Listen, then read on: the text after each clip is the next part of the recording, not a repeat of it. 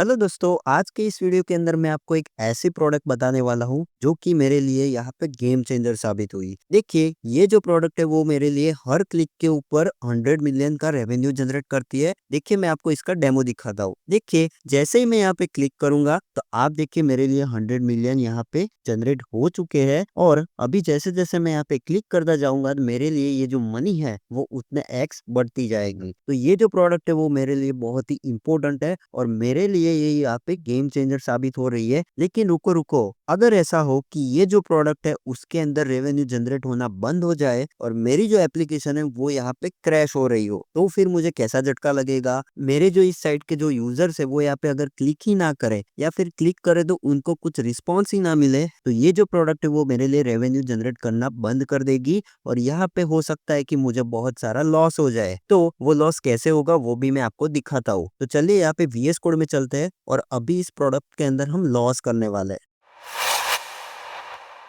यहाँ पे मैं चलता हूँ VS कोड के अंदर और ये जो मेरी टर्मिनल है उसे मैं यहाँ पे किल कर दूंगा और अभी चलते हैं इस app.jsx के अंदर और यहाँ पे मैंने इसका पूरा कोड लिखा हुआ है। नाउ ये जो रिएक्ट की जो एप्लीकेशन है इसके अंदर आप चीज देखिए कि यहाँ पे मैं क्या कर रहा हूँ। यहाँ पे मैं ये जो काउंटर है उसको मल्टीप्लाई कर रहा हूँ 100 से, जिससे मेरे 100 मिलियन यहाँ पे जनरेट हो रहे हैं। अभी फॉर एग्जाम्पल यहाँ पे मुझे लॉस करना है तो उसके लिए मैं क्या कर सकता हूँ, यहाँ पे मैं सिंपली एक एरर थ्रो कर दूंगा, थ्रो न्यू एरर, और ले भाई डूब गई तेरी कंपनी। नाउ ये जो मैसेज है वो यहाँ पे मेरी फ्रंट एंड के अंदर आने वाला है। तो यहाँ पे मैं करता हूँ npm run dev और अभी क्या होगा कि अभी ये जो मेरी एप्लीकेशन है वो डेवलपमेंट मोड में है। तो यहाँ पे ये रन कर रही है 5173 पे। तो यहाँ पे मैं डेमो के लिए आपको 5173 पे इसे रन करके दिखा रहा हूँ। नाउ यहाँ पे मैं चलता हूँ और यहाँ पे कंसोल पे जाएंगे और अभी अगर मैं यहाँ पे क्लिक करूँ तो आप देखिए रेवेन्यू जीरो। अभी अगेन क्लिक करूं, आप देखिए रेवेन्यू जीरो और यहाँ पे एक मस्त मैसेज आ रहा है, ले भाई डूब गई तेरी कंपनी। तो अभी अगर मुझे इस चीज से बचना है और मेरी कंपनी को यहाँ पे डूबने से बचाना है तो मैं क्या कर सकता हूँ मालूम है आपको। अभी ये जो फ्रंट एंड की जो एप्लीकेशन है जो कि रिएक्ट के अंदर जो मुझे एरर्स मिल रही है वो तो मुझे कभी पता ही नहीं चलने वाले,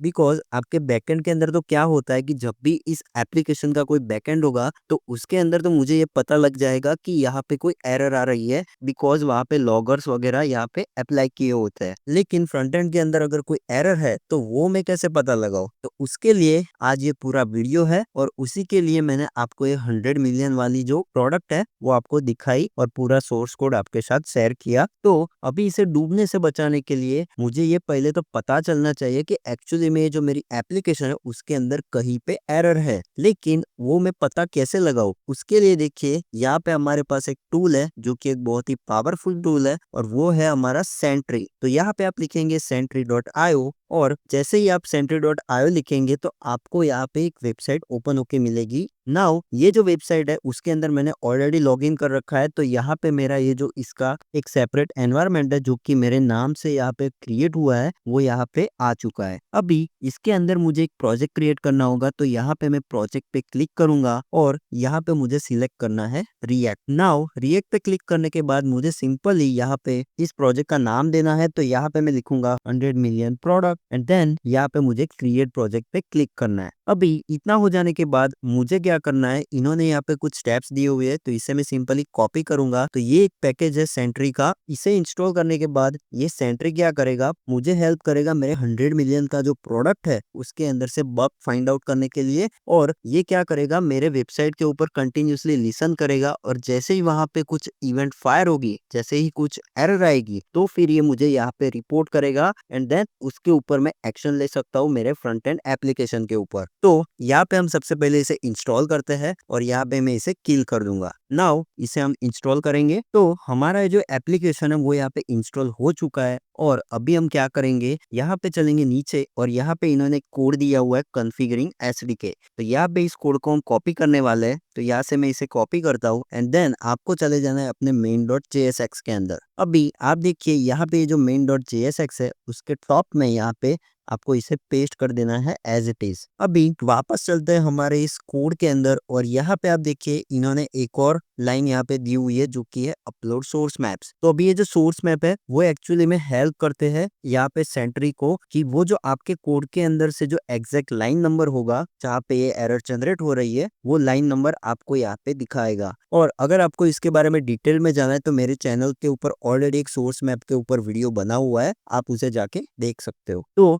यहाँ पे मैं इसे कॉपी करता हूँ और यहाँ पे चलते हैं वापस से टर्मिनल के अंदर और यहाँ पे मैं इसे पेस्ट करूंगा। अभी यहाँ पे मुझे एंटर प्रेस करना है, देन यहाँ पे अगेन हम एंटर प्रेस करेंगे एंड देन यहाँ पे सेंट्री का अकाउंट ओपन हो जाएगा और फिर यहाँ पे मुझे ऑर्गेनाइजेशन सिलेक्ट करके यहाँ पे प्रोजेक्ट को सिलेक्ट करना होगा और यहाँ पे हम करेंगे कंटिन्यू। अभी इतना हो जाने के बाद हमें वापस चले जाना है अपने टर्मिनल में और यहाँ पे हम सिलेक्ट करेंगे व्हाइट, बिकॉज ये जो मेरा प्रोजेक्ट है वो व्हाइट की हेल्प से बना हुआ है। अभी यहाँ पे मैं एंटर प्रेस करूंगा और यहाँ पे मुझे पूछ रहा है कि क्या मैं यहाँ पे व्हाइट प्लगइन इंस्टॉल करूँ यहाँ पे सेंट्री के लिए, तो यहाँ पे मैं क्लिक करूंगा यस। अभी यहाँ पे हमें पूछ रहा है कि क्या आपका जो एप्लीकेशन है वो यहाँ पे ऑटोमेटेड डिप्लॉयमेंट के लिए यहाँ पे सेटअप है, तो यहाँ पे हम क्लिक करेंगे नो, बिकॉज वो सेटअप नहीं है। इतना हो जाने के बाद अभी हम क्या कर सकते हैं, यहाँ पे देखिए इन्होंने कुछ स्टेप्स दी हुए है कि सबसे पहले तो आपको करना है npm रन बिल्ड, बिकॉज ये जो एरर्स आएगी वो आएंगी आपके प्रोडक्शन के अंदर। तो यहाँ पे हमें सबसे पहले तो एक बिल्ड क्रिएट करनी होगी,